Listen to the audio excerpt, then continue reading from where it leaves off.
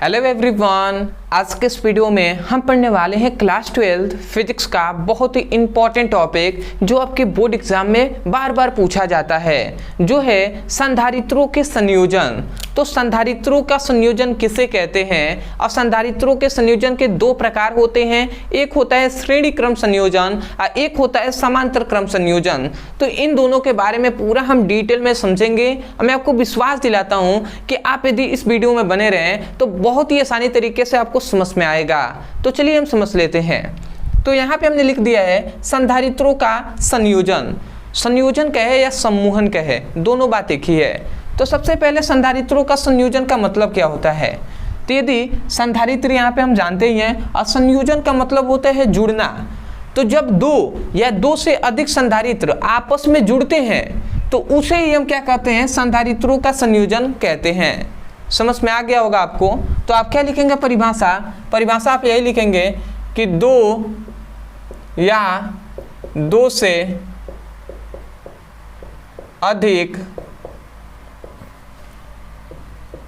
संधारित्रों का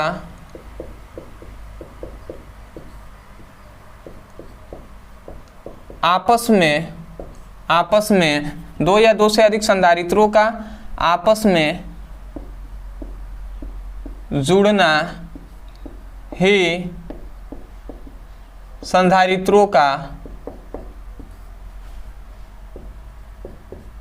संयोजन कहलाता है।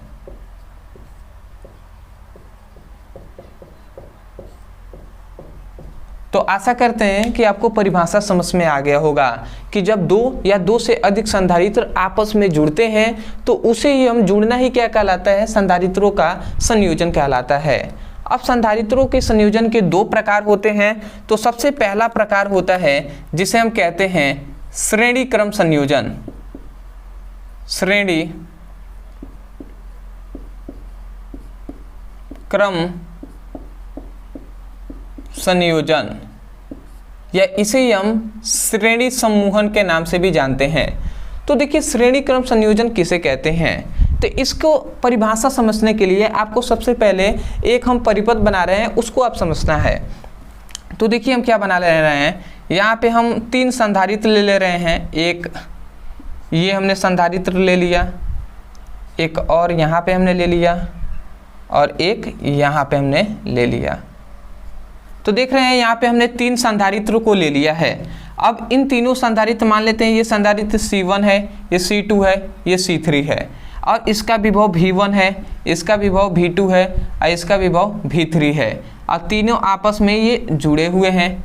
अब ये इसे हम पृथ्वी से जोड़ दिए हैं और पृथ्वी का विभव हम जानते हैं V=0 होता है, मतलब पृथ्वी का विभव 0 होता है।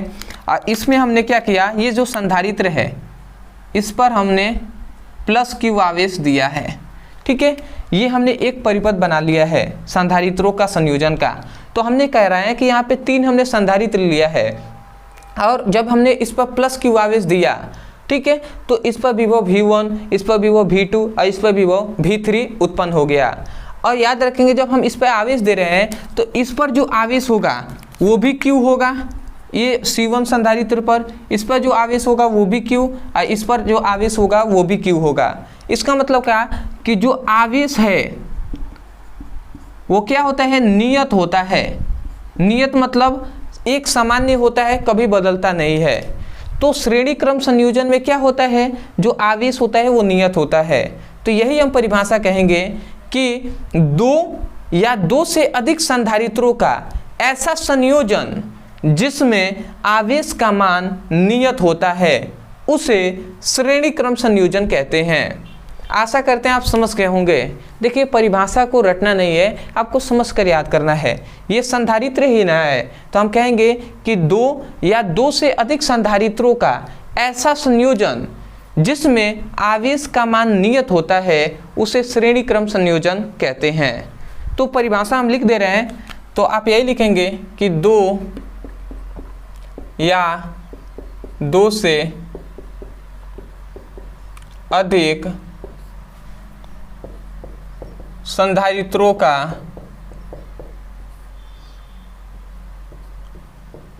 ऐसा संयोजन जिसमें आवेश का मान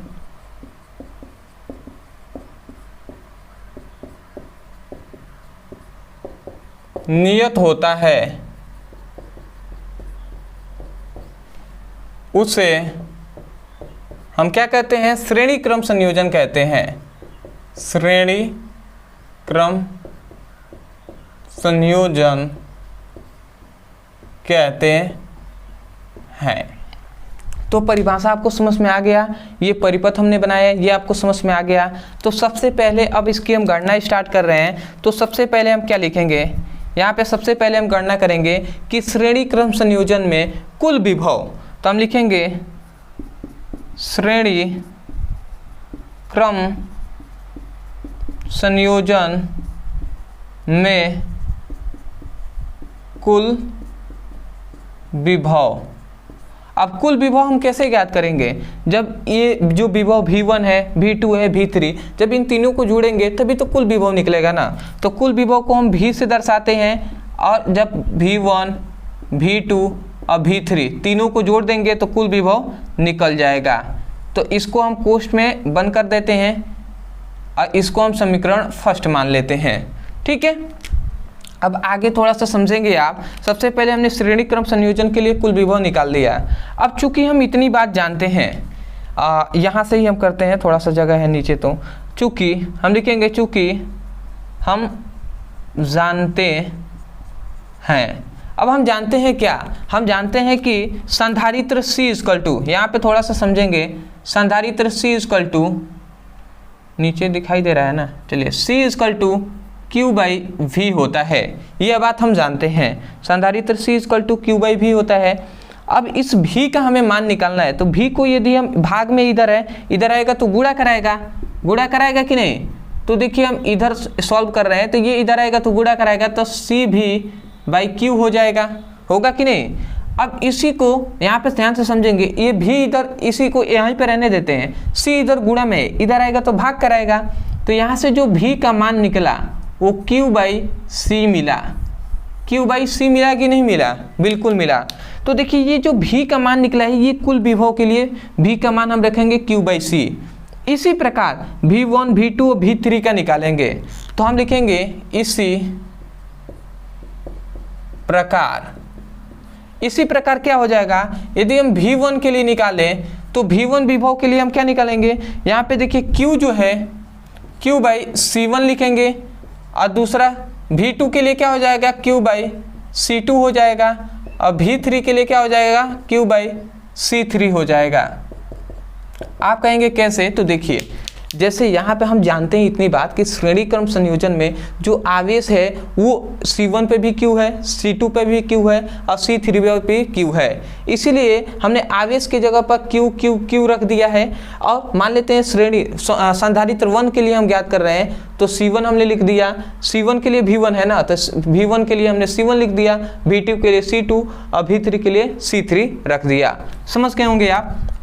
इसको समीकरण 2, हम इसको 2, 3 और इसको 4 मान लेते हैं। अब देखिए हम क्या कह रहे हैं। तो अब इसको मतलब इसको हम 2 मानेंगे ना, 2, थोड़ा सा इसको आप सही कर लेंगे, 3, 4 और 5। तो देखिए समीकरण 2, 3, 4, 5 के मान को समीकरण फर्स्ट में रखेंगे। तो हम लिखते हैं, हम क्या लिखेंगे? समीकरण फर्स्ट में 2, 3, 4, 5 का मान रखने पर, अब चलिए हम रख कर देख लेते हैं। तो हम इतने बात जानते हैं कि V equal to V1 plus V2 plus V3 होता है।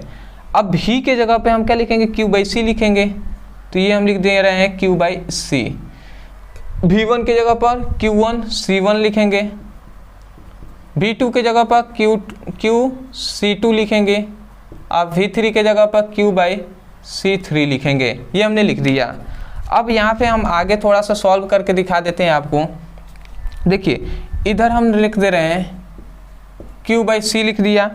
इधर देखिए यहाँ पे भी Q है, यहाँ पर तीनों में Q सामान्य है, तो इसको हम कॉमन कर लेंगे। तो जब हम कॉमन करेंगे तो ये कॉमन हो गया। अब Q की जगह पर क्या बचा, 1 बचा, 1/C1 plus 1/C2 plus 1/C3 बचा, ये हमने लिख दिया। ठीक है, अब देखिए क्या यहाँ पे बचा, इस Q से ये Q कैंसिल हो गया, तो यहाँ पे क्या बचा, केवल 1/C equal to 1/C1 plus 1/C2 plus 1/C3। तो ये जो मिला यही है श्रेणी क्रम संयोजन के लिए आपका फॉर्मूला। तो आशा करते हैं कि श्रेणी क्रम संयोजन के लिए फॉर्मूला जो है ये प्रूफ हो गया है, तो आपको समझ में आया होगा। केवल सबसे पहले आपको विभव निकालना है, उसके बाद विभव भी का मान हमें निकाल देना है संधारित्रों के फॉर्मूले से। उसके बाद हमने केवल इसकी सहायता से ये हमने निकाला और केवल हमने इन सभी का मान को इसमें रखा है, आपका ये फॉर्मूला प्रूफ हो गया है। तो इस फॉर्मूले को आपको याद रखना है, स्क्रीनशॉट ले लीजिए। उसके बाद हम देखते हैं समांतर क्रम संयोजन, जो कि मोस्ट इंपॉर्टेंट है। स्क्रीनशॉट तो आशा करते हैं दोस्तों आपने अच्छे से स्क्रीनशॉट ले लिया होगा। अब हम देख लेते हैं समांतर क्रम संयोजन। तो देखिए यहाँ पर हमने श्रेणी क्रम संयोजन ही लिखा हुआ है। अब हम इसको थोड़ा सा सही कर देते हैं, क्यों हमने ऐसा किया अभी आपको बताएंगे। अब यहाँ पे हम लिख देते हैं समांतर क्रम संयोजन। अब देखिए परिभाषा सेम टू सेम होता है, इसीलिए हमने ऐसा रखा हुआ है। यहाँ पे हमने लिखा है कि 2 या 2 से अधिक संधारित्रों का ऐसा संयोजन जिसमें, ये आपको नहीं दिखाई दे रहा होगा, तो यहाँ पे लिखा गया है जिसमें आवेश का मान नियत होता है, उसे हम श्रेणी क्रम संयोजन कहते हैं। परंतु जिसमें विभव का मान, मतलब 2 या 2 से अधिक संधारित्रों का ऐसा संयोजन जिसमें विभव का मान नियत हो, उसे हम समांतर क्रम संयोजन कहते हैं। तो ये केवल आवेश की जगह पर हम क्या लिख देंगे, विभव का मान नियत होता है, उसे हम क्या लिखेंगे, उसे हम समांतर क्रम संयोजन कहते हैं। तो आशा करते हैं कि परिभाषा आपको आसानी से याद हो गया होगा इसका।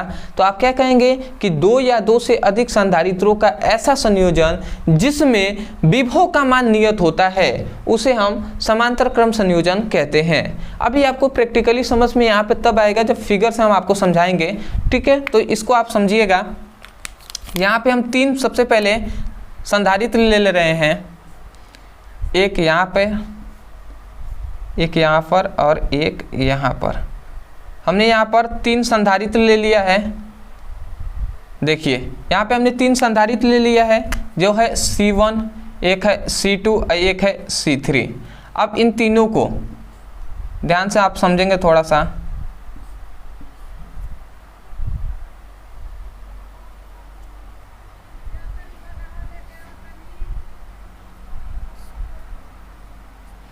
ऐसे आप इसको मिला लेंगे। ठीक है, इस पर हम मान लेते हैं, यहाँ पे हमने इस पर प्लस Q आवेश दिया।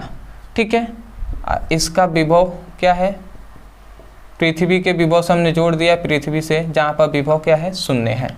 देखिए हमने यहाँ पे संधारित्र का फिगर, हमने समांतर क्रम संयोजन का फिगर बना दिया है। यहाँ पे हमने 3 संधारित्र C1, C2 और C3 लिया है। यहाँ पर हमने इस पर प्लस Q आवेश दिया है और इसको हमने पृथ्वी से जोड़ दिया है, जहाँ पर विभव का मान 0 होता है। तो देखिए यहाँ पे हमने जैसे ही इस पर प्लस Q आवेश दिया तो यहाँ तक जाएगा, यहाँ के बाद ये 3 भागों में बढ़ जाएगा, इधर और इधर और इधर चला जाएगा। तो यहाँ पे जो आवेश होगा वो C1 के लिए आवेश होगा क्या है Q1, C2 के लिए जो आवेश होगा वो Q2 हो जाएगा और C3 के लिए जो आवेश होगा वो Q3 हो जाएगा। परंतु याद रखेंगे इसमें विभव का मान नियत होता है, मतलब C1 पर भी विभव भी रहेगा, C2 पर भी विभव भी रहेगा और C3 पर भी विभव भी रहेगा। तो सबसे पहले अब हम ज्ञात क्या करेंगे, चूँकि हम लिखेंगे समांतर क्रम संयोजन में कुल आवेश। देखिए यहाँ पे हम सबसे पहले कुल आवेश की गणना करेंगे। देखिए उसमें हमने विभव की गणना किया था, जब उसमें आवेश नियत था तो विभव की गणना करेंगे, और इसमें विभव नियत है तो अब आवेश की हम गणना करेंगे। तो आवेश Q इक्वल टू, हम आवेश को, कुल आवेश को गणना कब करेंगे, जब Q1, Q2, Q3 जब तीनों जुड़ जाएंगे तो कुल आवेश निकल जाएगा। तो Q1 Q2 प्लस Q3 हो गया। अब इसको हमने जोड़ लिया तो ये हमें मिल गया। इसको हम समीकरण फर्स्ट मानते हैं। और चूंकि हम इतना बात जानते हैं, अब हम क्या जानते हैं, हम जानते हैं संधारित्र C = Q/V होता है, ये बात हम जानते हैं। अब देखिए यहाँ पे यदि हम ये इधर भाग में है, इधर आएगा तो गुणा कराएगा, तो यहाँ से हमें जो मिलेगा वो Q = CV मिलेगा, ये हमें मान मिलेगा। समझ रहे हैं ना, इधर भाग में था, इधर आएगा तो C में गुणा कराएगा तो वही CV हो गया है, तो Q = CV। अब देखिए ये Q का मान हमें यहाँ पे मिल गया। अब इसी तरीके से हम Q1, Q2, Q3 का मान निकालेंगे, तो हम लिखेंगे इसी प्रकार Q1 के लिए क्या हो जाएगा, Q1 के लिए C1 भी हो जाएगा, Q2 के लिए C2 भी हो जाएगा और Q3 के लिए C3 भी हो जाएगा। होगा कि नहीं होगा, तो आप कहेंगे बिल्कुल हो जाएगा। देखिए ये Q1 है तो Q1 के लिए C1 भी हो जाएगा, Q2 के लिए C2 भी हो जाएगा और Q3 के लिए C3 भी हो जाएगा, क्योंकि भी तीनों पर एक ही सामान्य है। ये हमने लिख दिया। अब इसको हम समीकरण 2 मानते हैं, इसको 3, इसको 4, इसको 5 मान लेते हैं। अब देखिए हम लिखेंगे समीकरण फर्स्ट में 2, 3, 4, 5 का मान रखने पर, और जब हम इसमें मान रखते हैं तो देखिए Q = Q1, Q2 plus Q3 है। अब इसका Q1 का मान हम यहाँ से रखते हैं तो ये हो जाएगा CV, और इधर Q1 के लिए C1 भी हो जाएगा, Q2 के लिए C2 भी और Q3 के लिए C3 भी हो जाएगा। अब यहाँ पे अगर आप ध्यान से समझते हैं तो यहाँ पे आप समझ रहे होंगे कि हम क्या करने वाले हैं।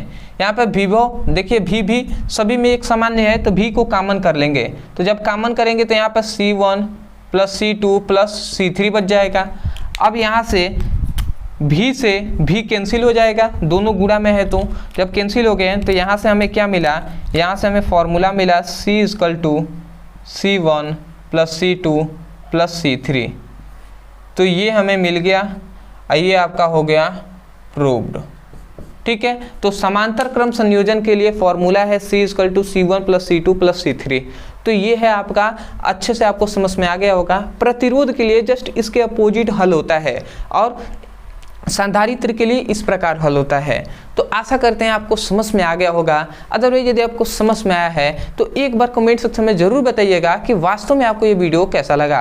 और दूसरी बात, यदि आप भी क्लास 12 का फिजिक्स और केमिस्ट्री का सीरियस होकर पढ़ाई करना चाहते हैं, अच्छे नंबर से आप पास होना चाहते हैं, अपने माता पिता का नाम रोशन करना चाहते हैं, तो आप जाइए हमारा मेन चैनल जिसका नाम है ब्रदर सर। उस पर आपके पूरे फिजिक्स और केमिस्ट्री का बेसिक से सभी इंपॉर्टेंट क्वेश्चन को कराया जा रहा है। केमिस्ट्री के भी सभी इंपॉर्टेंट क्वेश्चन को, न्यूमेरिकल आपका कराया जा रहा है चैप्टर वाइज सभी आपके फॉर्मूले इंपॉर्टेंट बताए जा रहे हैं जो आपके न्यूमेरिकल के लिए यूजफुल होंगे। कैसे आपको पढ़ाई करना है, क्या टाइम टेबल रहेगा, पूरा हम डिटेल में उस पर एक्सप्लेन कर रहे हैं। तो आप जाकर इस चैनल से ज्वाइन होने के साथ साथ आप उस चैनल पे भी जुड़ जाइएगा, चैनल को जरूर सब्सक्राइब कीजिएगा।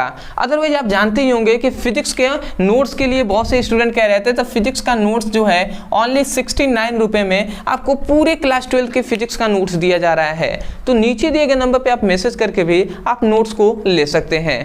दूसरी बात कि देखिए जो भी स्टूडेंट नोट्स ले रहे हैं, बहुत से ऐसे स्टूडेंट हैं जो नोट्स ले रहे हैं, मैं उनसे हाथ जोड़कर निवेदन करूंगा कि आप नोट्स तो ले रहे हैं परंतु उसका सही उपयोग कीजिएगा। और नोट्स लेकर उसको ऐसा नहीं कि उसी नोट्स को आपने 2 कॉपी कराकर या ऐसे ही आपने रख लिया, ऐसा नहीं करना है। आपको स्वयं उसको देखकर उससे सीखना है और उसके साथ साथ आपको खुद का नोट्स बनाना है। ठीक है, उससे आप हेल्प ले सकते हैं। तो आशा करते हैं आप इस प्रकार ही करेंगे और आगे आप बढ़ेंगे। तो चलिए दोस्तों, आज के लिए इतना है, मिलते हैं एक बेहतरीन टॉपिक के साथ। तब तक के लिए धन्यवाद। जय हिंद, जय भारत।